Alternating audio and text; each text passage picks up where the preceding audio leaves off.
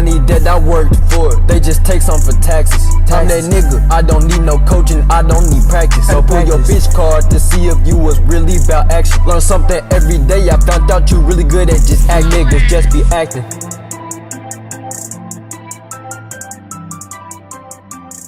Hey, what's up with y'all niggas, man? Back at y'all with another reaction video. And boy, ain't I happy to do this one. It's a WWE reaction. Bro, niggas who know me know I'm with that wrestling shit, man. This is 9 awful wrestlers that Vince McMahon failed to push. Hey, I'm gonna know all these. I'm gonna know all of them now. I bet you I am, guaranteed. You know, I'm a huge fan. I've been a fan since I was young. Not a fan. We gonna scratch that, because fan means fake ass niggas. I even put it in a song, but I've been following WWE. I've been a huge supporter of they content. So although I don't agree with everything they do sometimes, hey, WWE, I fucks with y'all. Keep on doing your thing. Keep going. Just like I'm gonna keep going. But yeah, let's get straight into this reaction. Whatever names you have for Vince McMahon in this present day, you can't deny he's an opportunist. When you look at the countless stars he's created in the WWE over the last 3 decades, the likes of Hulk Hogan, that nigga is opportunity. He a go-getter. I fucks with him for that. Shawn Michaels and John Cena, just to name a few, you'd think he has one of the best insights of taking a wrestler and making a star out of them, regardless of their wrestling ability. Well, that hasn't always been the case, as these wrestlers Vince handpicked to push to the moon never even lifted off the ground. Ryan. Join us now as WrestleMania looks at 9 terrible wrestlers Vince McMahon tried to push to be a megastar, but failed miserably. Man, I'm real curious to see who's gonna be on this bitch. Wrestlers like Baron Corbin and Roman Reigns, some of Vince's most beloved of the current era, they are not terrible wrestlers and possess some skill, unlike these wrestlers. Hey, by the way, before we get into it, I like to say WrestleMania, I fucks with your content, bro. I've been watching your videos for a long ass time. Keep up the good work. You know, I'm always praising people, and always, you know, I love people who work hard. And I love people who create content for other people to watch, you know, on their worst days, on their best days, you know. Shit like that, man. That's what I'm doing right now. I'm being a creator for y'all. This shit get hard too. That don't matter though. It don't matter how hard it get, bro. I fiend for hard shit. I fiend for uncomfort or discomfort. You feel me? So let me get back into it though. You know, I just had to say that real quick. Number 1, King Mabel. 500+ pound wrestler Nelson Frazier, this nigga built like a beanbag, was in the right place at the right time when Vince McMahon saw the big man as his next big monster heel. Now, 1995 was a rough year for the WWF, both in terms of business and creativity, but despite McMahon's sense that Mabel couldn't turn things around, he couldn't have been more wrong. Mabel couldn't wrestle, and his habit of accidentally injuring opponents made him a liability. The fans didn't buy him as a heel either and hated him in the worst way, despising his presence so much they just wanted him to go away. With top stars including The Undertaker complaining about Mabel's habit for hurting opponents, bro, imagine this man falling on you. To Mabel, Nah, fuck that. Y'all know the little splash that these big niggas be doing? Yeah, that right there. Imagine if he did that to you, bro. Oh my God, that'll take your breath away, bro. Early on in this list, and we'll skip any jokes of Vince McMahon loving big sweaty muscle men. I wouldn't wrestle that nigga, It's bro. pretty hard to keep those at I might stab that nigga. Tom McGee, who definitely had the physique and looked to turn Vince McMahon's head and shout out, "Oh my goodness!" To be fair to Vince, McGee looked like a superstar. He was 6'5", 275 pounds. Not gonna lie to you, I told y'all I'm gonna know everybody. Remind you of someone at the time? Who the fuck is this Vince nigga? had hopes of McGee becoming the next Hulk Hogan. In fact, when the infamous, I might know him now. forever but found now tryout match with Bret Hart happened in 1986, Vince was thoroughly impressed, and within earshot backstage, Bret Hart heard, "He's the successor to Hulk Hogan." However, his well-performed match with Hart was just an illusion, as despite being trained by the legendary Stu Hart, McGee was greener than Tajiri's beast, and it was in fact Bret who 100% carried him throughout the match, making him look like a star. Bret cleverly asked for McGee's 3 best moves and worked around it. Bret noted, "As good as he looked, he was horrible, pathetically phony. He couldn't walk across the ring without Hold on. tripping. Did he say and Brett said struggled this to maneuver or him said into this? place without the fans realizing his shortcomings. By the way, Brett is a This motherfucking was goat. evident when McGee faced other talent where he didn't have the guidance of Brett to carry him. So even though Yeah, Vince they initially said had Brett said visions it. of grandeur for McGee in You know, Brett, his 1996, words mean a lot. quickly gave up on him So, after seeing him rest. yeah, Brett, that's a goat, so his words mean a lot. If he say you was fucking trash, nigga, you were probably fucking trash. You know, you need to get on your shit. You need to, yeah. Like I said. Number 3, Nathan Jones. Oh, yeah, I know this The nigga. He just, ex-convict I and don't know him weightlifter like that. Nathan Jones was hyped He not that tremendously important. during the start of the Ruthless Aggression era. With WWE's well-produced vignettes, they hyped his debut by incorporating his criminal past, waiting 10 years for this opportunity, and still portraying a man that has not learnt from his incarceration. Vince believed he had all the makings of a main eventer, and his real-life infamy in Australia helped. However, things didn't start off well as Jones was unable to make his original debut due to his criminal record, thus his visa for entry to the US was rejected, and WWE subsequently had to go back to the drawing board. The character was unfortunately Yeah, I scrapped, don't know and too much about instead, this nigga. Jones was billed as The Undertaker's protege. Granted, this was an easy way to gain some credibility as Jones's wrestling I know the skills were Undertaker, one of the awful. goats. WWE believed he was so bad they removed him from the tag match at WrestleMania 19 as they believed he could have inadvertently brought down the dead man. After a substantial I ain't absence, do it right. Jones That nigga used to. Oh God, the Undertaker, boy. What y'all know about? Y'all know about the Undertaker now. returned as a villain and nicknamed the Colossus of Boggo Road.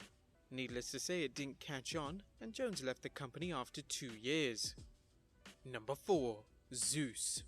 In 1989, Zeus. Hulkamania was still Hey, hold running on. wild in the WWF, Hold on. and both Hogan and Vince I'm wanted finna to try and pause it squeeze every real penny's quick, worth hold out up. of it by Hogan starring in his own film, No Holds Barred. Right when they show him. He wouldn't be known as Hulk Hogan though, he was Rip Thomas, a wrestler who was modelled after Hogan, Damn, now being man, a I need champion a and a role face. model for children. The antagonist was Zeus, Well, played fuck by it, y'all can Tiny see him. Lister, who was a human wrecking machine. Nah, he just said it. Tiny Lister. Y'all know who this nigga Zeus is, right? I'm gonna give you like 5 seconds. Bro, that's Debo off of Friday. On God, Tiny Lister. That nigga used to wrestle, bro. That's deep. Motherfucking, give me your chain. Yeah, that's him. That nigga used to be in the ring, putting niggas on their ass, bro. Yeah, like taking nigga chains in movies. Yeah, that's him. Yeah, motherfucking Debo with the big eye. Yeah. Looking like Uncle Ruckus. Threatened to end the champion for good. Spoiler alert, similar to Hogan in the WWF, Rip prevailed, destroying Zeus. Okay, this shit right here However, fake. after the That movie wasn't bombed even- at the box office, that wasn't no Vince match. tried a last-ditch attempt to bring Zeus into the WWF, claiming he wasn't finished with him and this was no movie. This would have been good if Zeus was a trained wrestler, but in fact, Zeus looked like he had as much wrestling training than he did in the film, which was virtually none. His shortcomings were well hidden though, as he was paired up with the Macho King, and the biggest move he performed was a scoop slam. They really put my For nigga whatever Tiny Lister reason, in the Vince ring. still thought there was money to be made and wanted a Hogan vs Zeus program to main event WrestleMania 6. Thankfully, he came to his senses and scrapped the idea. I was finna say, Vince, what Number is wrong 5, with you, my nigga? Mordecai. There's always been a good versus evil This dynamic. that in the nigga that had that WWE, motherfucking but Vince magic. took things to a new level when he introduced one of his own Or creations, witchcraft or Mordecai, whatever the a fuck it religious is. zealot who promised to banish the WWE of all their sins. He dressed in white and even had his hair and eyebrows bleached to signify his purity, even though he was a heel. The man who played Mordecai, Kevin Fertig, spoke on Vince being thoroughly impressed with the character after Fertig pitched it to him, saying, "I laid out my idea, long coats and a cross, almost popish, and even vignettes with a confessional where I punch through the confessional booth and choke out the sinner." Vince's eyes That's blew hard. up and he looked at me and said, "Holy shit." Oh After God, the that's meeting, hard. Fertig was flagged down by John Laurinaitis and said, "Laurinaitis grabbed me when I walked out and said, 'Son, you're about to make $1 million.'" Vince Real even shit, wanted that's a Mordecai hard to ass- face the Undertaker at That nigga WrestleMania said 21. he jumped through and choked his He told, "It sinners. was supposed to be me and Taker at WrestleMania 21. This was going to be even more unique because the cowboy dressed all in black was the good guy and the guy in white was evil. We would have built that up throughout the whole year, which we would have also allowed Taker some time for a smoke and mirrors angle so he could rest the wear and tear on his body. Now, Mordecai's wrestling skills were so-so, but that didn't turn off Vince.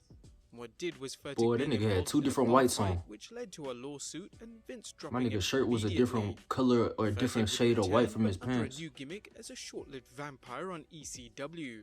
Okay, I Number remember 6, Mason Ryan. that. Boy, Mason Ryan. joined CM Punk's new Nexus. This clip that they showing right here of Mason Ryan, this was his debut. Nigga, me and my brother, all of us, nigga, we was in the stands at this show. It was for my birthday. We went to Raw. And then nigga Mason Ryan came out. I remember the niggas behind us, they was like, that's Batista. Is that Batista? Other nigga, they was like, nah, that ain't Batista. I was looking too, I'm like, damn, is that Batista? And then we like, nah, that nigga don't got no tattoos. Like, Batista got, you know, Batista, that nigga tatted. So we ain't know who the fuck he was. But I knew he was gonna be a beast though. Providing some serious muscle for the group. Mason had the body type Vince McMahon still looks for in future superstars, so it's no surprise he landed a spot in the WWE. However, even Mason's muscles couldn't hide a lack of wrestling ability and inability to connect with the WWE audience, and even though they Mason Ryan never like really got too big, you feel me? Vince halted any push after knowing that he was greener than grass. Number 7. Biggest thing I remember from Mason Ryan is the Nexus. When a wrestling He ain't really get too big, bro. Vince McMahon likely saw a lot in the Punjabi Nightmare, as how else to explain the monster push Khali received. Vince obviously loved Khali's size and was infatuated by the Punjabi playboy, personally asking him to sign with the WWE. In an interview with the Daily Pioneer, Khali mentioned, "I signed the contract in 2005. McMahon sent a limousine to get me from the premiere of The Longest Yard in New York, and he wanted to see me in person. Normally he doesn't do that, but in my case he made an exception. He asked if I wanted to work with WWE, and I gladly said yes." But as imposing as he was, his lack of moves and wrestling talent led to fans longing for the days of King Mabel. Despite this and his lack of English, as Khali would have Ranjan Singh by his side. Man, Khali was straight in the ring for a big nigga, for a big tall nigga. Where he would most notably feud with The Undertaker and John Cena and ultimately win one of the most illustrious belts in wrestling history, the World Heavyweight Championship. Damn, you got the belt upside down, Vince oh my was god. definitely high on him, but the fans, not so much. Number 8, Giant Gonzalez. It's 1993 and wrestling is currently in the midst of a slump. What could save it in Vince's mind? Well, possibly a legitimate giant, as Vince McMahon envisioned what he believed would be a massive main event for SummerSlam. See, I won't dig in my nose right now. A legit 7'6" Giant Gonzalez against Hulk Hogan. There was just one problem. It was painfully obvious that the Giant had zero wrestling skills, as he debuted in a feud against The Undertaker, and their meet at WrestleMania 9 has been long considered one of the worst WrestleMania matches in history. Thus, Vince's idea of putting Gonzalez in the main event quickly deteriorated. And number 9, Luther Reigns. Matthew Wise trained at the WCW Power Plant before appearing in WCW briefly as Horseshoe, do I know this nigga? built wrestler with a nickname derived from his horseshoe-like haircut. Wise worked in Ultimate Pro Wrestling, then the AWA I heard of him. I don't know if I actually like seen anything from him though. He was though. brought to the WWE in 2003 with the plans of being pushed to near main event level. However, even the late great Eddie Guerrero, who Bob Holly noted in his book, couldn't even get him over. Holly wrote, "Luther Reigns was another big, impressive-looking guy who just didn't get it. He didn't understand the concept of storytelling or wrestling psychology. He didn't understand why you should or should not do a headlock or arm drag in a certain spot." He went on to say, Eddie apparently went way above and beyond to try and help him, even as his body was failing him and he was in constant pain. Unfortunately, y'all heard that? Bro, wrestling is really a art, bro. Like, it's really a sport. You really have to know how to do certain shit at certain times, bro. And he ain't know how to, like, do a headlock at the right times and shit. Like, you really have to know that. no matter how much Eddie tried, he could never even get him to wrestle an acceptable quality match, let alone a good one. Reigns would only last year after experiencing creative differences with Paul Heyman and agreed to his release in 2005, never becoming the star that Vince envisioned. But there you have it, guys. 9 terrible wrestlers Vince McMahon tried to push to be a megastar, but failed miserably. Are there any that are missing from the list? Let us know in the comments down man, you below. did a good job.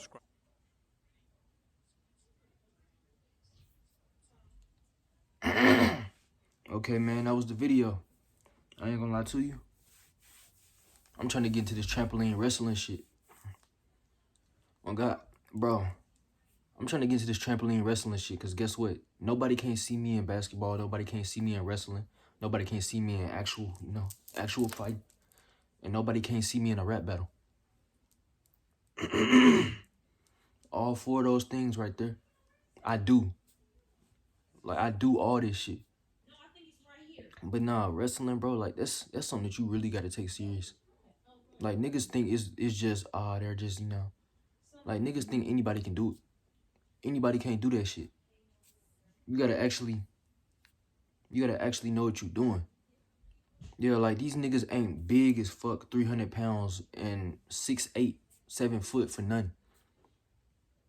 Yeah, because imagine you trying to go for a maneuver, trying to pick a nigga up, and you too weak to do it, and now, boom, you just drop that nigga down on some hard-ass wood floor in the ring.